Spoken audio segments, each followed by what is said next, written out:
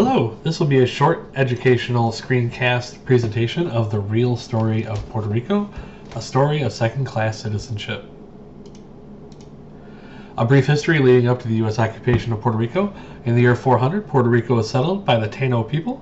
Their number grew to 20 to 50,000 by the 15th century. In 1493, Christopher Columbus lands in Puerto Rico, claiming it for Spain, even though it was already occupied by the Taino people, who were subjugated and used as slaves on sugarcane and ginger plantations. In 1560, Spain recognizes the strategic importance of Puerto Rico and fortifies it, making San Juan one of the most fortified coastal cities in the world. In 1808, Spain, preoccupied with its war with Napoleon, cut off much support to its South and Central American colonies as they asserted their their right to govern themselves. In 1815, Spain would offer many economic liberties to Puerto Rico to ensure their loyalty and future support in the region. This worked to keep them as a Spanish colony. In 1898, the brief Spanish-American War allowed for the United States to take over Puerto Rico, Cuba, and the Philippines from Spain. March 2nd, 1917, when the Jones-Shafroth Act became law, Puerto Rico became a United States territory. The United States touts itself as a land of equality, but how can this be when the injustices like Puerto Rico exist? Subject to the same law as U.S. citizens and guaranteed none of the rights, are Puerto Ricans treated like second-class citizens? Let's take a look at the facts and we'll see for ourselves. The Jones Act. And what is it? The Jones Act was a federal law that regulated maritime commerce in the United States. The Jones Act requires goods shipped between U.S. ports to be transported on ships that are built, owned, and operated by United States citizens or permanent residents only. So what this means is the Jones Act increases the cost of shipping to Hawaii, Alaska, Puerto Rico, and other non-continental U.S. lands that rely on imports by restricting the number of vessels that can legally deliver goods to their ports. The supply of American-built, owned, and operated vessels is relatively small compared to the global supply of ships, while the demand for basic goods tends to remain constant or continue to grow. This creates a scenario for which shipping companies can charge higher rates because of a lack of competition, with an increased cost passed on to the consumer. This may lead to consumers taking on more debt in order to finance purchases, which can have a negative effect on government finances. The Jones Act has now, in fact, crippled the Puerto Rican economy. The Jones Act has prevented the creation of 13,250 jobs and $1.5 billion in annual economic growth, representing $1.1 billion in higher prices, $337.3 million in lost wages, and $106.4 million in lost tax revenue. Looking specifically at the U.S. territory's food industry, it's estimated that the Jones Act equaled a 7.2% tax on food and beverages alone, or about $367 million extra for island residents for expenses. Individually, families pay $300 more, or $107 per person for food and beverages than the average U.S. citizen. Because of this legislation, only large American corporations could afford to transport goods to Puerto Rico, destroying small businesses and the local economy.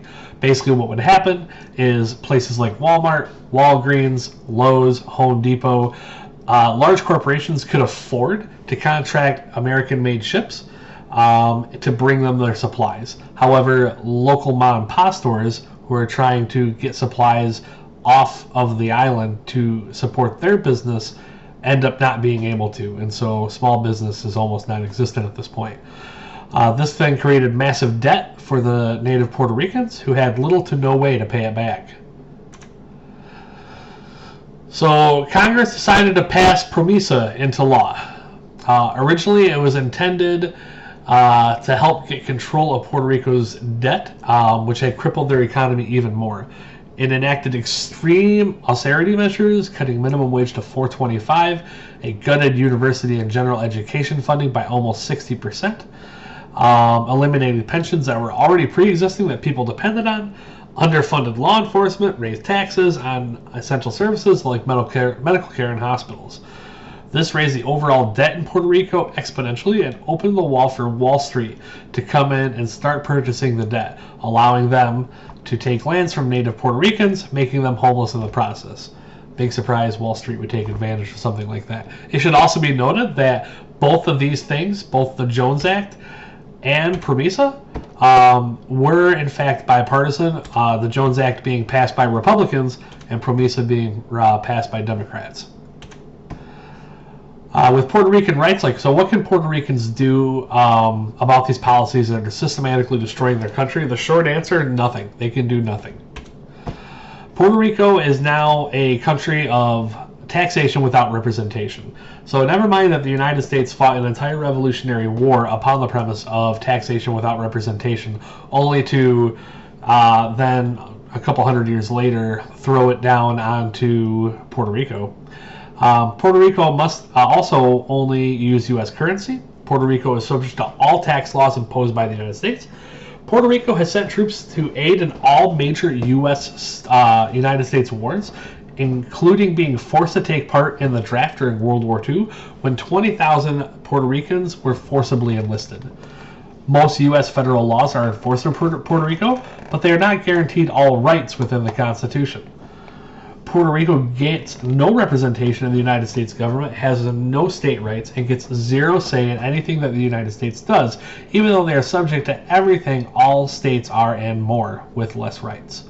Even though the United States effectively tanked the whole Puerto Rican economy, sent citizens and an entire economy crashing down only to be buried in debt, its citizens have no voice in the matter in changing it.